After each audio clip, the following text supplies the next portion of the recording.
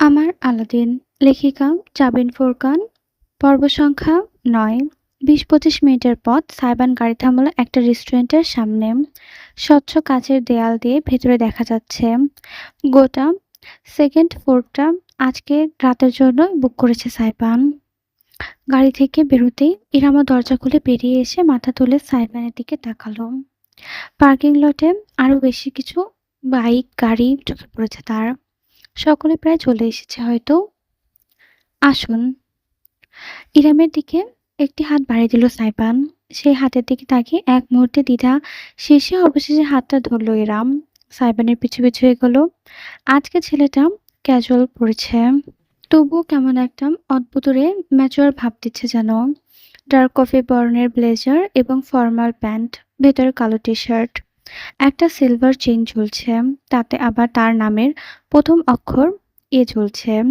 সিঁড়ি বেয়ে উঠতেই ২ তলায় উঠে গেল।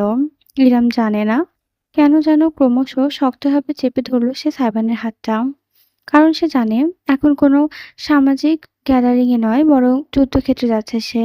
ভিন্ন ধরনের যুদ্ধ। ২ তলায় বেশ সুন্দর করে টেবিলগুলো সাজানো হয়েছে। ইতোমধ্যে ভর্তি হয়ে গিয়েছে। মাঝখানে একটা বড় টেবিল, সেখানে কিছু চেয়ার এখনো ফাঁকা। ২০-২৫ জনের মতো বসে আছে সেখানে। সাইবান আর ইরাম ঢুকতেই সবার মুখ ঘুরিয়ে তাকালো। বিরাট এক গুঞ্জন ছড়িয়ে পড়ল চারিদিকে। Hello guys, hope you are not dead yet. সাইবানের সভাসুলভ মুহূর্তে হাসির রোল পড়ে গেল। বেশ কয়েকজন ছুটে এসে একে একে জড়িয়ে ধরে শুভেচ্ছা জানাতে লাগলো। এদের ইরাম চেনে না। সাইবান ইরামের হাতটা এক হাতে ধরে রেখেছে, অন্য হাতে সকলের সঙ্গে কর্ণমর্দন করছে। আলিঙ্গন বিনিময় করলো, কথাবার্তাও বলল, পরিচয় করিয়ে দিল। অথচ এই দীর্ঘ সময় একটা সেকেন্ডের জন্য ইরামের হাতটা সে নিজের হাত থেকে ছাড়েনি। তার এমন কাণ্ড দেখে একজন তো বলেই বসল, বাবা, এর মধ্যে ভাবির আঁচলে বেঁধে গিয়েছ? দেখ, হাতটা ছাড়ছেই না, যেন ছাড়লেই ভাবি পালিয়ে যাবে। বিনিময়ে বাঁকা হেসে সাইবান উত্তর দিল, কি করি বল, বউয়ের মতো বউ হলে আর ছাড়তে ইচ্ছে করে না। বউ? সাইবানের কথায় ভীতিতে তরুণদের মাঝে শোরগোল পড়ে গেল।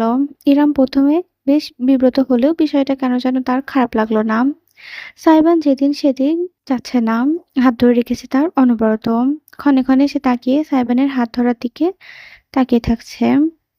মিনিট ১০ বাদে সবার সঙ্গে প্রায় পরিচয় পর্ব শেষ করে সাইবান ইরামকে বড় টেবিলের দিকে নিয়ে গেল। অনুরাগ, আফরান, নীরব সকলে আগে থেকে এখানেই বসেছিল। সাইবান চেয়ার টেনে দিল ইরামকে। স্ত্রী হতেই সে নিজেকে তার পাশে চেয়ারে বসাতে পারবে, এটাই স্বাভাবিক।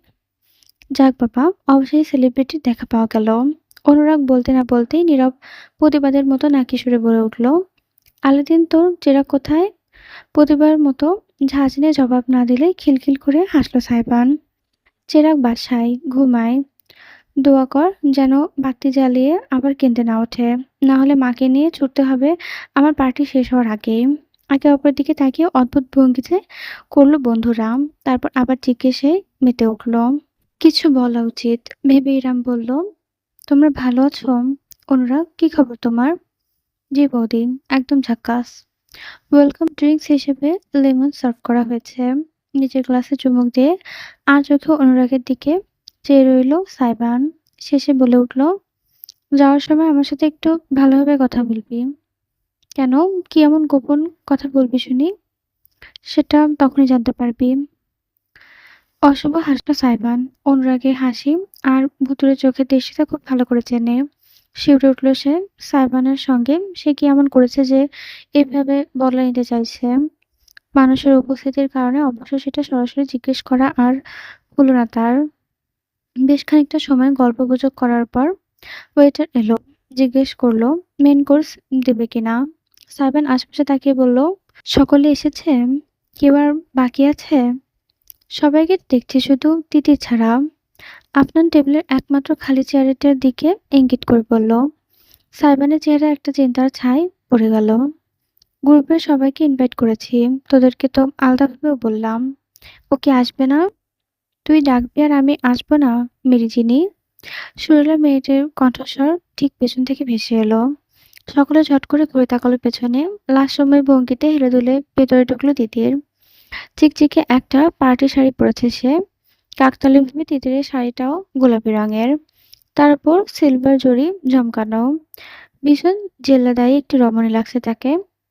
ভিড়ের মাঝে সবার আগে চোখ পড়ল তার মতন চেহারার দিকে, শরীরের দিকে। চাপা কোমরের একটা কোমর বন্ধনী চিকচিক করছে। বন্ধুদের দল ততক্ষণে মহা বিস্মিত, নীরবে জড়িয়ে বলে উঠল, দিদি শাড়ি আর একটা চিমটি কাটতো আমাকে কেউ, আমি স্বপ্ন দেখছি না তো? স্বভাবতই অধিকাংশ পুরুষই দৃষ্টি তিতিরের আবদ্ধ। মেয়েটি এমনভাবে বড় টেবিলের কাছে এলো যেন ক্যাফন শোতে ক্যাটওয়াক করছে। সাইবার নিজের চেয়ার ঠেলে উঠে দাঁড়িয়ে হ্যান্ডশেক করার ভঙ্গিতে তিতিরের দিকে হাত বাড়িয়ে দিল। মেয়েটা এসে সোজা তাকে জড়িয়ে ধরে পিঠে চাপড় দিল। ইরাম তাকিয়ে আছে, লক্ষ্য করে ওপাশ থেকে মুখ বাড়িয়ে অনুরোধ বলল, তিতি আমাদের জীবন সঙ্গিনী, বান্ধবী, তাই ওর সাথে আমরা অনেক বেশি ক্লোজ। যদিও ব্যাখ্যার প্রয়োজন ছিল না, তবু বন্ধুর জন্য অনুরাগ কাজটা করলো। দেখে মুচকি হাসলো ইরাম, হাত নেড়ে বলল, ইটস ওকে, আমি বুঝতে পেরেছি। তিতলি তখনই ইরামকে দেখলো, চেয়ারের কাছে এলো সে। সাবিনের মতো করে হাত বাড়িয়ে ইরামের কাঁধ জড়িয়ে ধরলো। মোলায়েম কণ্ঠে বলল, হাই, আপনাকে দেখার যে কি ইচ্ছে ছিল জিনির কাছে শুনেছি, ফাইনালি আজকে দেখতে পেলাম। আমি তিতলি চৌধুরী। ইরাম কিবরিয়া, আবার ভালো লাগছে তোমার সাথে দেখা হয়ে। তুমি খুব মিষ্টি একটা মেয়ে তিতলি। গ্লস দেওয়া ঠোঁটে বিরাট হেসে হেঁটে গিয়ে সাইবানের অন্য পাশের চেয়ারটা দখল করে নিল তিতলি। টেবিলের একমাত্র ওই চেয়ারটাই খালি ছিল বিধায় ইরাম কিংবা কেউই বিশেষ নজরপাত করল না। তিতলির আগমনের মধ্য দিয়ে যেন উত্তেজনা আরো বাড়ল চারিদিকে। খাবার পরিবেশন করা হলো সবাইকে। গল্প করতে করতে খেতে লাগলো সকলে। তারপর বল, বিবাহিত জীবন কেমন কাটছে বন্ধু? শুরুটা করলো আফনান। সাইবান নিজের প্লেটটা ফ্রাই রাইস নড়ে চড়ে বলতে লাগলো, তুইও বিয়েটা করে ফেল না, নিজে থেকেই বুঝে যাবি। ইস, আমার এত জলদি নিজের কপাল পোড়ানোর শখ হয়নি। হেসে উঠল সবাই। ইরাম এক চামচ খাবার মুখে দিয়ে চিবিয়ে নিল, তারপর বলল, কেন আফনান, বিয়ে মানে কি শুধু কপাল পোড়ানো? তোমাদের জেনারেশনে বিয়ে অনেক বেশি ভয় পায় কেন? ঠিক, বিয়ে হলো একটা মনের মিলের ব্যাপার। মানুষটাও মনের মতো হয়, সেই কারণে বিয়ে সবসময় ভেবেচিন্তে করতে হয়। তিতলি বলে উঠল, নিজের চামচটা প্লেটে রেখে দুহাত তুলে ঝঙ্কার খেলিয়ে বলল, নো অফেন্স, বাট জিনির বিয়েটা তো আর ৫টা বিয়ের মতো খুব স্বাভাবিক নয়, তাই আর কি। বুক কুঁচকে ফেলল সাইবান, মাথা কাত করে তিতলির দিকে তাকালো। স্বাভাবিক নয় মানে? ও, বোধহয় সিনিয়র জুনিয়র ব্যাপারটা বলছে। তিতলি বেশ জোরেই কথা বলল, তার কণ্ঠ সবাই শুনতে পেয়েছে। তার অন্য পাশের টেবিলে থেকে একজন বলল, ততক্ষণ যাবৎ কেউ মুখ ফুটে মনের কথা বলতে পারেনি, তবে তিতলি শুরু করায় এখন সকলের মাঝে গুঞ্জন ছড়িয়ে পড়ল। এমনভাবে বলছিস যেন পৃথিবীতে এর আগে কেউ কখনো সিনিয়র কোনো মেয়েকে বিয়ে করেনি। বুকে দুবাহু ভেদে খানিকটা বিরক্তি নিয়ে বলে উঠল নীরব। তিতলি হাসল। ব্যাপারটা নয় যে বিয়ে করেনি বা করা যাবে না, অবশ্যই যাবে। আমাদের ধর্মে জায়েজ করা হয়েছে, আমরা অস্বীকার করতে পারি না। তবে এই আধুনিক সময়ে এসে মনের দিক থেকে বিষয়টা একটু বেমানান, সেটাই বলতে চাচ্ছিলাম আর কি। কারণ দিন শেষে সবকিছু তো আগে দরকার নিজের পার্টনারের সঙ্গে বোঝাপড়া আর মনের মিল। এখন তো পার্টনার যদি তোকে সেই কমফোর্ট প্রাইভেট করতে না পারে, তাহলে লং টাইম সেটা ইফেক্ট পড়বে, তাই না? এখানে রাগঢাকের কিছুই নেই। যদি আমরা গলা উঁচু করে বলি, কেন এইজ জাস্ট নট ম্যাটার। দিন শেষে অসীম ইচ্ছাশক্তি না থাকলে এইজ অলওয়েজ ম্যাটার। জেনারেশনের পার্থক্য বয়ে আনে চিন্তাভাবনার পার্থক্য। আজ হোক বা কাল সে পার্থক্য ধরা পড়বে। তখনই মনোমালিন্য হবে, অশান্তি হবে, কারণ দুজনের মনে হবে তারা দুজনেই ঠিক, কেউ ভুল নয়। তাদের দোষও দেয়া যাবে না, কারণ দুজনেই দুই ভিন্ন জেনারেশন থেকে বিলং করে। যেহেতু তিতলি পরপর অন্যরাও বলতে লাগলো, এক এক টেবিলে রীতিমতো আলাপ আলোচনা শুরু হয়ে গেল। যুক্তি দেয়া, যুক্তি খণ্ডন, পক্ষে বিপক্ষে আলোচনা সমালোচনা। এখানে বেশিরভাগ মেয়েই তরুণ তরুণী, তাই তাদের কথাবার্তা যথেষ্ট মার্জিত হলেও কেউ তিক্ত ব্যাপারটা প্রকাশ করতে রাগঢাক করছে না। ইরাম শুধু অজস্র কথা শুনে গেল, এমন না কেউ তাকে সরাসরি কিছু বলছে প্রমাণ করছে। তেমন কিছুই না, বরং তাকে কেউ অসম্মানও করেনি। তবে এই আলাপ আলোচনার বয়সের বিভেদ, জেনারেশনের পার্থক্য, এর বিপক্ষে ইরামের কাছে কোনো যুক্তি নেই। প্রত্যেকের কথা বাস্তবতা আছে। সে নিজেও এই বিষয়টা নিয়ে বিশেষভাবে শঙ্কিত। ইরাম নিজের খাবারের দিকে মনোযোগ দেওয়ার চেষ্টা করল। টেবিলে বসে থাকা অনুরাগ, আফনান আর নীরবও চুপ করে গিয়েছে। কেউ বুঝতে পারছে না কি বলে পরিবেশটাকে আগের মতো আনা যায়। সাইবানা শান্ত, একটু বিরক্ত, তবে শান্ত। চামচের পর চামচ শুধু মুখে দিচ্ছে, যান্ত্রিক মেশিনের মতো। উজ্জ্বল চেহারার কোনো অভিব্যক্তিতে ধরা পড়ছে না, যেন নিজেকে আলাদা জগতে সে আটকে রেখেছে। ছেলেটার জন্য ইরামের খারাপ লাগছে, কারণ কোনো পুরুষই এমন কথা শোনার জন্য উচিত না, যেখানে তার ব্যক্তিগত সম্পর্কে ভবিষ্যৎ নিয়ে মানুষ খেলাধুলো নিয়ে আলোচনা করবে। ঝুঁকে স্টেজের পিচ মুখে নিয়ে গিয়েই সাইবানের ব্লেজারটা কলারে খানিকটা সস লেগে গেল। সে খেয়ালই বোধ করল না। ইরাম মুখে কিছু না বললেও নিঃসন্দেহে একটা টিস্যু তুলে নিল সে। তখনও চারিপাশে আলাপ আলোচনা জারি আছে। সিনিয়র জুনিয়র শুধু মাখো মাখো প্রেমটাই হয়, ভালোবাসা হয় না।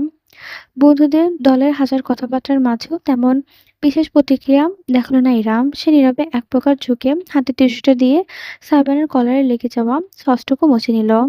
ছেলেটা নিজের ঘর থেকে বেরিয়ে নিচে তাকালো, দেখলো কিভাবে সযত্নে ইরাম তার কলার পরিষ্কার করে দিল। মোছা শেষ করে যেই না সে রমণী ঘুরে বসতে যাবে, ঠিক তখনই হঠাৎ সাইবার নিজের মুখটা ঘুরিয়ে ঠিক তার কপালে বরাবর উষ্ণ ঠোঁট ছুঁয়ে দিল, উপস্থিত প্রত্যেকের সামনে, সরাসরি কোনো দ্বিধা ছাড়াই। হতভম্ব ইরহাম জমে গেল। মুহূর্তেই ভেতরে তার হাত থেকে টিস্যুটা পড়ে গেল মেঝেতে। আপনার নীরব অনুরাগ, এমনকি অন্য পাশে থাকা তিতলিও প্রসারিত নয়নে দৃশ্যটা দেখল।